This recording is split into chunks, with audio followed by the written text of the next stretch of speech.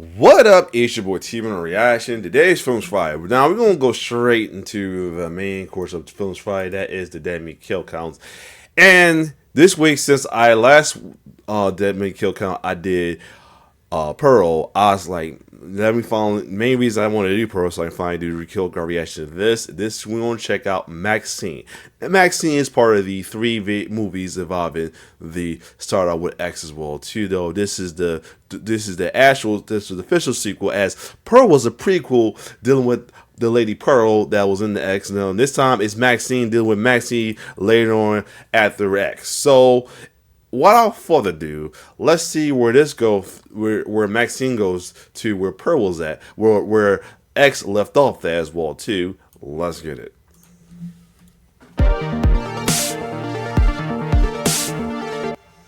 Welcome to the Kill Count, where before I go further, I want some of y'all did mention that I haven't done any Count the Dead yet, so I'm gonna check that out real quick. Not now. I'm gonna get it up and see which I do going forward though. But anyway, let's keep going.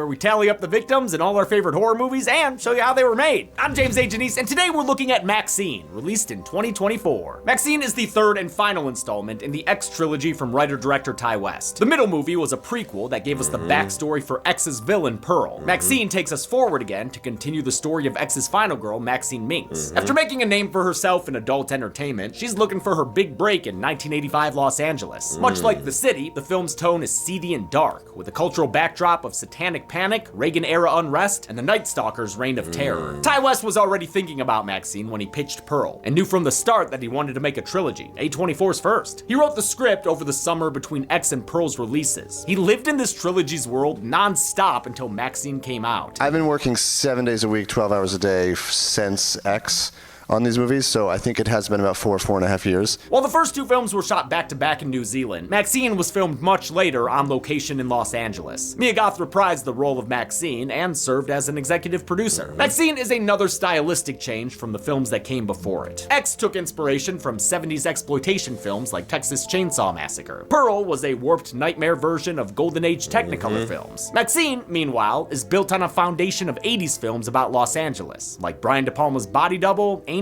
and St. Elmo's Fire, which gets referenced a few times. There's also a heavy dose of Italian giallo here, specifically the trope of a mysterious black-gloved knife-wielding. In case I'm wondering what I'm looking for, I'm trying to see with some Count the Dead stuff. Some stuff I feel like I saw already, but I'm gonna let y'all get. Oh, somebody did say check out Street Trash. I might check that out.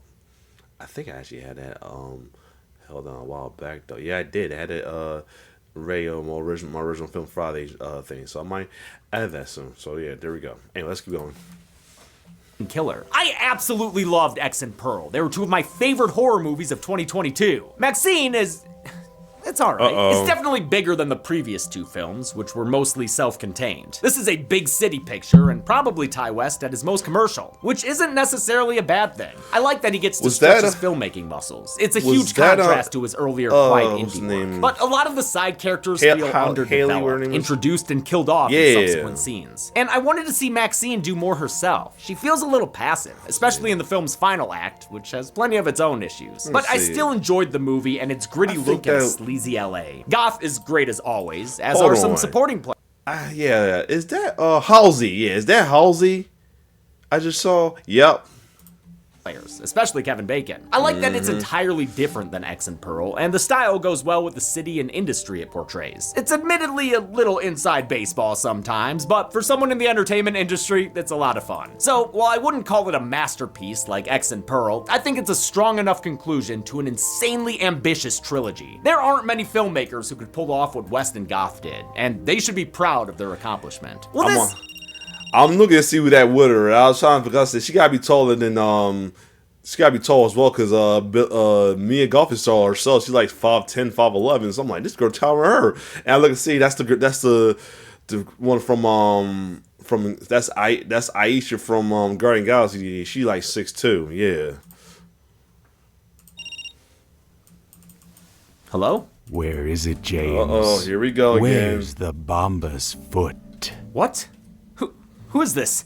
Are you talking about today's sponsor, Bombas, the makers of socks, underwear, and t-shirts that are comfortable and durable thanks to premium materials like merino wool and extra-long staple cotton? You know, the company that's devoted years of research and development to crafting their socks with built-in arch support and none of those annoying toe seams? The company that makes the most comfortable socks I've ever owned? Exactly.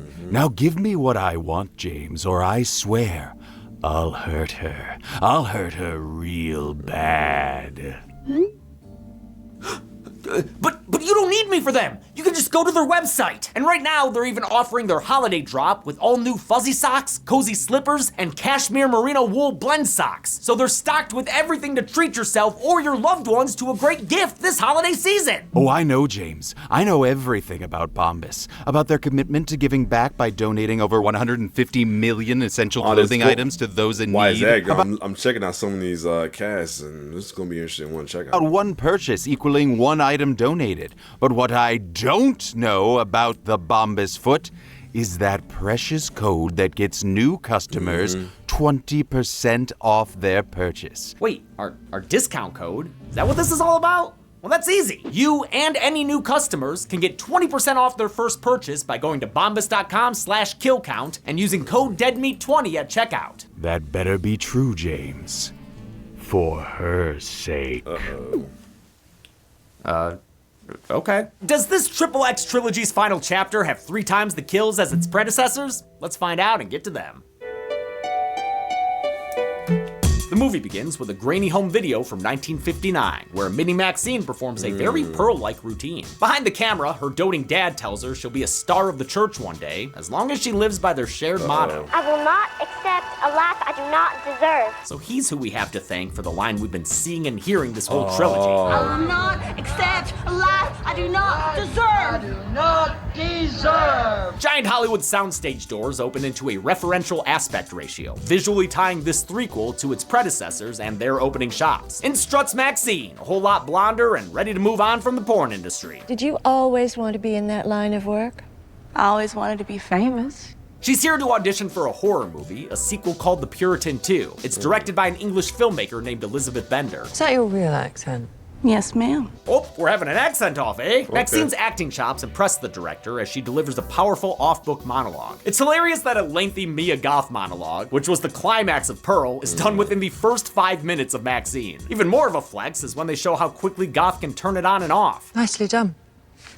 Thank you. She's bared her soul, but still has to bear more, so she pays the titty tax and leaves feeling confident. Y'all might as well go home because I just fucking nailed that. Goth was inspired by Debbie Harry's I don't give a fuck attitude in interviews and brought that casual confidence to her performance. Okay. She hops into her convertible and drives off, telling the other girls to eat title car. It's 1985, and to make sure you know it, here's the most 1985 montage you can imagine. Ronald Reagan, cocaine, satanic panic, and last but not least, The Night Stalker. The Night Stalker.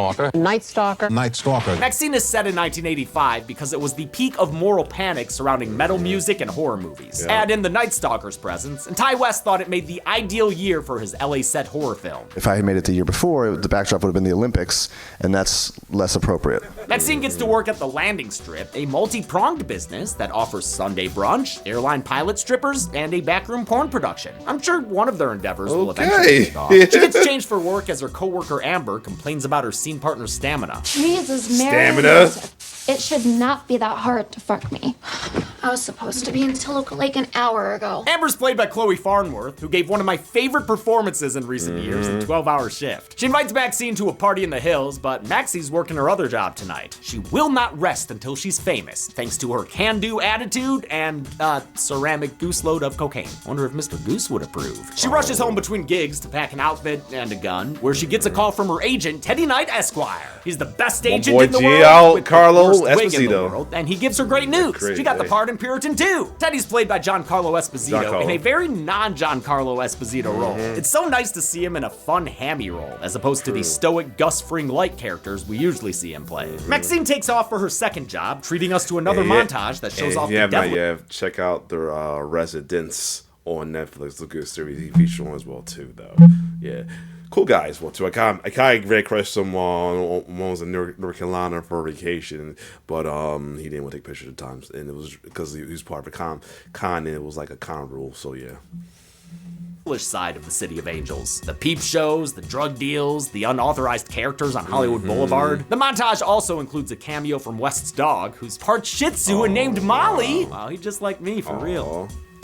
She does a lot of ADR work with her barks. What a good girl. The sequence looks grimy, gritty, and authentically 80s in a way that's hard to capture. Some shots look ripped straight out of Angel, like literally. West wanted to avoid the brightly lit, colorful leg warmers version of the 80s often seen in media, so this is more Repo Man than Buns of Steel. They actually filmed on Hollywood Boulevard, shutting down a whole block of it for 4 nights to dress it with period cars and signs. Turkey Killers on my list, you know, just in case of the movie that's coming out next week. I got that. Shooting in LA came with pros and cons. It allowed Goth to go home to her newborn daughter every day, and gave production access to landmarks like the Walk of Fame and the Vine Theater. But they had to make LA look like its seedier 80s self, and work around annoying restrictions on shooting in Hollywood. The irony that Hollywood has no interest in you shooting movies here. Desultory jazz takes us into Show World, where MaXXXine works as a showgirl. Here, customers can buy a ticket for some yeek yeek whoop whoop and watch them playing around. Because much like Luda, we in the red light district. Quarter in the slot buys a peek at a pretty young thing. Wait, only a quarter? How the hell do they cover their overhead? MaXXXine's performance gets one black glove dude so bothered he has no idea what to do with his wood. Come on, mystery man. Do you have any idea how many quarters that's gonna cost to replace? After work, MaXXXine talks to her co-worker Tabby, played by musician Halsey, doing a New York accent. I know a killer after hours spot in the hills if you're interested. But once again, MaXXXine eschews the party life for work, since she has a fitting for Puritan 2 in the morning. Halsey heads off to that killer party in the hills, as MaXXXine puts a cigarette out on the Walk of Fame. Specifically, the star belonging to Theda Bara, the silent film star who Pearl named her alligator after. On the walk home, MaXXXine hits a dead end in an alleyway, and doesn't notice the dreadful Droog behind her. It's a Buster Keaton cosplayer who was shown looking shady in that 80s montage. He threatens MaXXXine and pulls a knife on her, but turns out he brought a knife to a gunfight. Strip. Shit. What? A what? She forces him to deep throat her gun and get on the ground. Face down, ass up. That's the way she likes to get rough. She recaps the end of X for him. Do you know what happened to the last person who tried to kill me? I crushed her fucking head. Then takes her heel and crushes his head and Clockwork Orange. The guy's mangled dick and balls. This is the most fucked up dick trauma I've seen since the movie Porno. Yes, there's a horror movie called Porno. There's a horror movie called Porno. We did a Patreon commentary track on it. MaXXXine gets home and falls asleep on the couch with her best friend Leon, who works at the video store downstairs from her apartment, and she feels like she can trust him. You like me because I'm the only guy who isn't trying to fuck you. He's played by Moses Sumney, who's a musician, but much like Kid Cudi and X, he does a great job with this role. Some fun line deliveries. Ass sandwich. MaXXXine is awoke. I hope they don't get murked like Kid Cudi on X there, but you know, they know how they do us in these movies. By a knock at her door. Let's hope you one of the ones. Mysterious package is waiting for her. Let's hope you be one of the ones that break the stereotypes sometimes, because sometimes there's some stereotype breakers there. Opens it to find a VHS tape. Oh, come on! I thought we were done with that franchise! The tape is evidence she probably hoped was long gone by now. A copy of her sex scene in The Farmer's Daughter, that porn that never quite wrapped production in X. The tape was dropped off by John Labatt, a skeezy private dick played by Kevin Bacon with a crazy accent. Now you asked me to find that girl, which I did. But whatever sick shit you got planned next, that's more than we bargained for. So if you still need my help out here, the price is going up. His unseen client is Mr. Jalo Gloves from Show World, who's made a sinister tape featuring MaXXXine's co-workers Amber and Tabby. Who is this mystery man? Well, Hold on, say that one more time. What the hell? And that girl, which I did. But whatever sick shit you got planned next, that's more than we bargained for. So if you still need my help out here, the price is going up. His unseen client is Mr. Jalo Gloves from Show World, who's made a sinister tape featuring MaXXXine's co-workers Amber and Tabby. Who is this mystery man? Well, I think if you don't get too invested, you'll like the movie more. So, yeah, just try not to worry about it. MaXXXine needs a head cast for Puritan 2, so she visits the workshop of an effects artist played by Sophie Thatcher, wearing her uniform colors. Go Yellow Jackets! She goes to get more bandages, leaving MaXXXine on her own. Wait, no breathing straws or nothing? As the alginate solidifies and drips, it begins begins to resemble Pearl's aged face in X. With the claustrophobic head cast forcing her to be alone with her traumatic memories, MaXXXine begins to panic. Good thing she can't see all the reminders of X around her, like a head in a cowboy hat with its eyes poked out like Wayne, a torso with bullet holes in the chest like Jackson, a man missing his head like RJ, and a girl missing her face like Lorraine. I know they're blurry and in the background, but this isn't just me reaching. West himself pointed these out on Vanity Fair. MaXXXine succumbs to her anxiety and falls backwards, with all the other masks laughing at her. Unlike her character, Goth didn't mind sitting for the head cast. I quite liked being in there that day. Sometimes it feels like a little hug. She had already done it for X and Pearl with Weta Workshop, which came in handy for MaXXXine's signature face freckles. Makeup designer Sarah Rubano used the Weta head mold to make a clear vac form mask as a freckle stencil. It made things much faster and more consistent than having to apply them by hand. Two detectives arrive at the Hollywood Forever Cemetery, where Tabby and Amber's bodies have been dumped and branded with pentagrams. Williams, played by Michelle Monaghan, is a true detective who's serious about her job. Her partner Torres, played by Bobby Cannavale, is a bit more dramatic. They did that with a fucking cattle prod. And the coroner here is played by Art! Toby Huss, old sticky dick himself. Art, the greatest superhero in the world. MaXXXine finds a note on her car with a phone But number. hold on. It's the homeboy Eop. And the other one is Monaghan, which yeah. I thought that was her. Yup. From on Tuesday, I thought, yeah, cool character. Picture from when she was a kid. Didn't think they'd have yearbooks in the, traveling tent school I assumed she attended. She calls the number and agrees to a meeting where she finds Kevin Bacon just sizzling sleaze. Boy, you look a whole lot taller in person. I guess I only ever seen you lying on your back. John LaBatte introduces himself as a private investigator from New Orleans. To play this big sleazy from the Big Easy, Bacon watched YouTube videos of New Orleans police officers, politicians, and private eyes. He even took a solo road trip to Louisiana to work out his character's backstory. LaBatte tells MaXXXine he knows about the Texas porn star massacre and its victims, including Howard and Pearl Douglas. It feels wrong for Pearl to have a last name. It should be a mononym, like Madonna. MaXXXine tries to pay him off, but Labatte's client ain't after money. He just wants her to come to a party in the hills. And if she doesn't, he'll expose her past. How's that old saying go? You never work in this town again. MaXXXine gets home where her bad luck continues, since detectives Williams and Torres are waiting for her. They play good cop, douche cop as they ask about Amber and Tabby, but Torres goes a little too hard. Oh, that bullshit bravado. No wonder you never made it as an actor. Unlike MaXXXine, who's got a meeting on a studio backlot. I'm Maxine Minx. Yes, you are. Fun cameo there by Larry Fessenden, prolific indie horror director who last appeared on The Kill Count in You're Next. This backlot is the glamorized version you always see in movies, with costumed extras marching around from set to set. Though it may seem Pee-wee's Big Adventure, their World War I uniforms are I'm not gonna lie, I thought that was James. I thought the one right there. That's one of was James. Reminiscent of a young Howard at the end of Pearl. The lot's also buzzing with Puritan 2 protesters, whining that horror movies and Satanism are corrupting the youth. MaXXXine gets a golf cart tour from her director Elizabeth Bender, played by the absolutely stunning Elizabeth Debicki. She explains the main tenet of her artistic vision. She wants Puritan 2 to be a meaningful piece of art, rather than more standard horror schlock. A B movie with A ideas. Which is something that could be said about another letter, X. Bender likes MaXXXine so much, she even shows her the motel from Psycho. It's a motel from Psycho. Yeah, we know. Everyone knows. As MaXXXine looks at the house, she sees a vision of Pearl in the window, looking just like she did when she first saw her in X. Psycho was referenced in X during an argument between Lorraine and RJ, so West wrote this scene before getting permission to film at the location. He thought it was important that MaXXXine visit a horror movie landmark on her journey to becoming a scream queen. They got approval from Universal and the Hitchcock estate, though they did have to reroute the tram tour during filming. There is kind of a tourist tour that goes through there, and so we did have to reroute that a little bit, so apologies to anyone who came on vacation and didn't get to see the house. It's a good thing they got approved, because West didn't have a backup if they said no. Bender tells MaXXXine to get rid of distractions, like, private dicks trailing and taping her. She puts her keys between her fingers and calmly asks Labatte to please leave her alone. Pretty please? With sugar on top? She goes to see her knight on shining exercise bike, who's decked out in a sweatsuit. Finally, a movie that remembers Giancarlo Esposito as Italian. She tells Teddy everything, and he promises to handle it. He just wants her to be the amazing actress he knows she is. It's an unexpectedly sweet relationship between agent and client. Maxine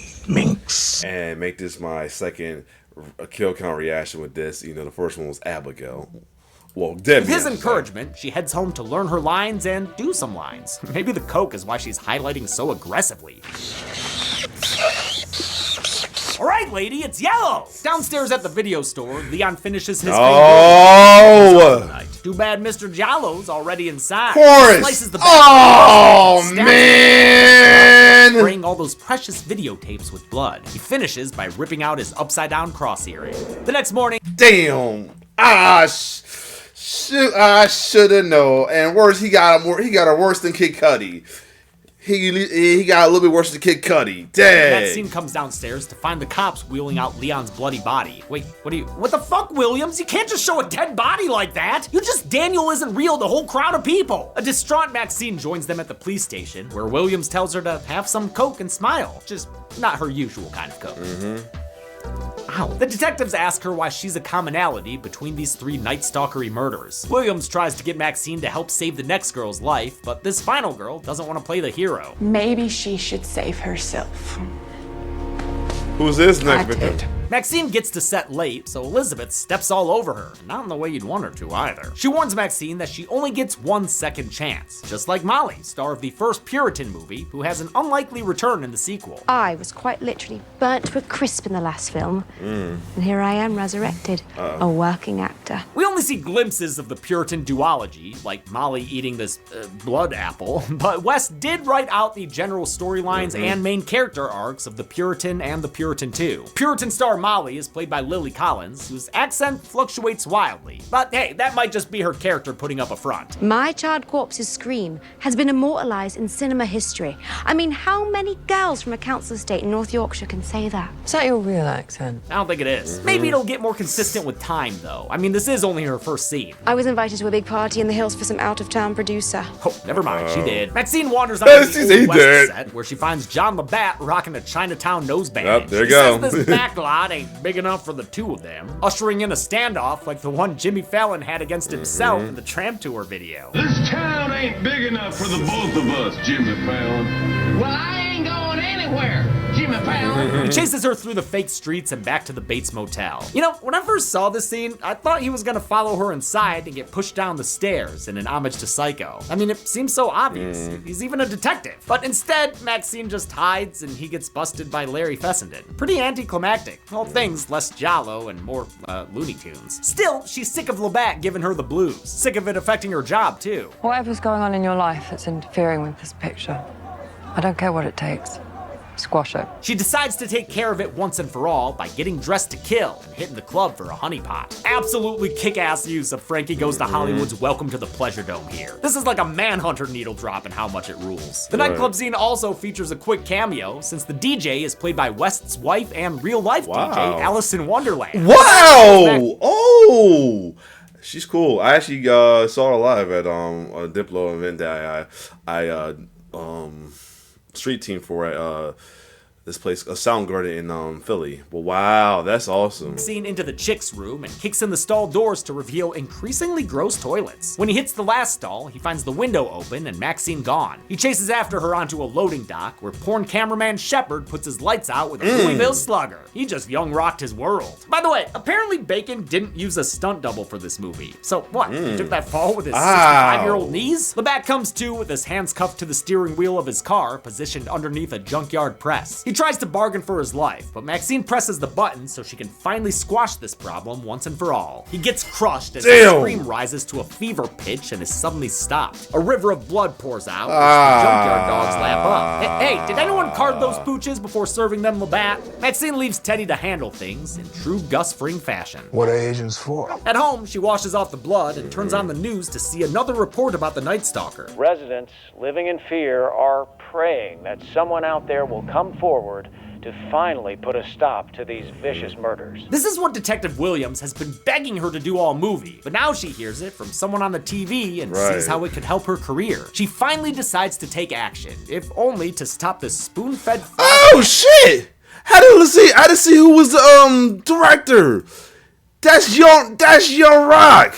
Holy shit! Go back. A river of blood pours out, which the junkyard dogs lap up. Hey, did anyone card those pooches before serving them Labatt? Maxine leaves. Yep, that's Little Rock. Oh, snap. Fashion. What are Asians for? At home, she washes off the blood and turns on the news to see another report about the Night Stalker. Residents living in fear are praying that someone out there will come forward to finally put a stop to these vicious murders. This is what Detective Williams has been begging her to do all movie, but now she hears it from someone on the TV and sees how it could help her career. She finally decides to take action, if only to stop the spoon-fed flashbacks playing in her head of the previous victims. They remind us that all of them went to a party in the hills, the same place Labatt told Maxine his client wanted her to go. She takes the address he gave her and heads there, with Torres and Williams on her trail. She reaches the house and takes a funicular up, which was inspired by a party in the hills West went to when he was new to LA. It's not a gondola though. I guess Amber doesn't know her cable-powered transportation systems. Right under the Hollywood sign. And you gotta take a gondola to get there. Ha! Idiot. She gets to the house and wanders around until she finds the man who's been stalking her. Her dear old dad, Reverend Miller. He's been a reverend killer this whole time. The movie treats it like a big reveal, but honestly, it was kind of obvious. He's the only character still around who appeared in X, even though we only saw him on the TV there. But I mean, this movie starts with his voice behind the camera. It was always gonna be the dad. Maxine's dad has taken after his daughter and gotten into the movie industry. I'm making a film. And you are the star. Maxine reacts like all of us to that line delivery. He blames Hollywood's sex, violence, and Satanism for stealing his little church mouse away from him. The protesters we've been seeing are his group of pious parents, and they're the ones making the snuff films, killing off Maxine's friends and co-workers. Another victim is revealed when he backs Maxine into a suitcase that spills Molly's dismembered body parts down the stairs. Her head falls out fast, listening to the same silent scream that made her famous. Pops uses a plastic bag to take Maxine down beneath his string of giant mothballs. Her unconscious state gives way to a flashback that shows the conclusion of her big audition. In a sharp contrast to Pearl's rejection and hysterics, Maxine's quiet confidence is what landed her the part. Y'all should cast me in this movie. Oh, really? Why is that? Because I'm a star. Funny how delivery makes all the difference. Good. Because I'm a star. Bad. I'm a star!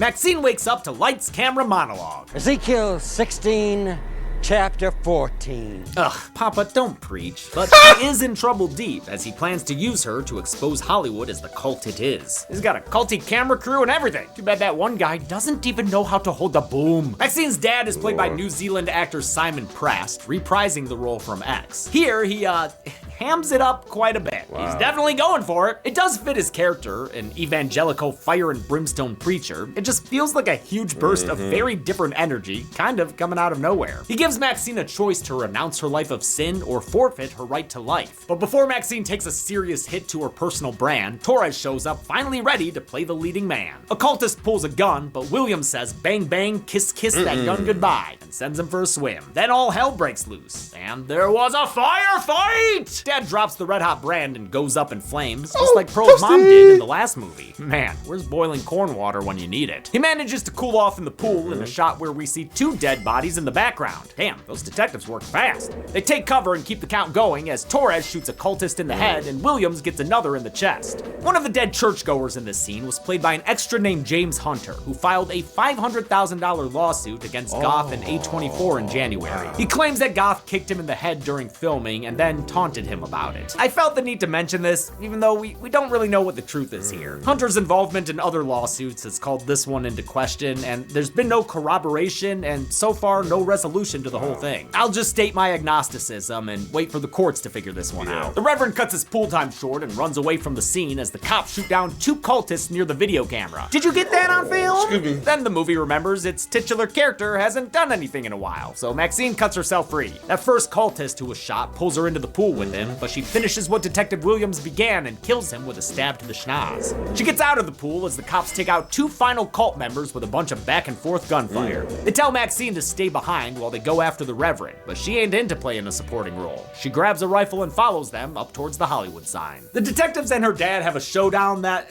might be cool, but we'll never know since it happens off screen. But here, have an extra kill to make up for it. A cultist whose body she comes across. By the time she gets up there, Torres has already been shot. Would have like to see it, but hey. MaXXXine puts pressure on his wound, but it's too late. He dies bleeding out in MaXXXine's arms, which sucks for him. She didn't even really like the guy. She ditches his body and then finds Detective Williams with a crucifix. She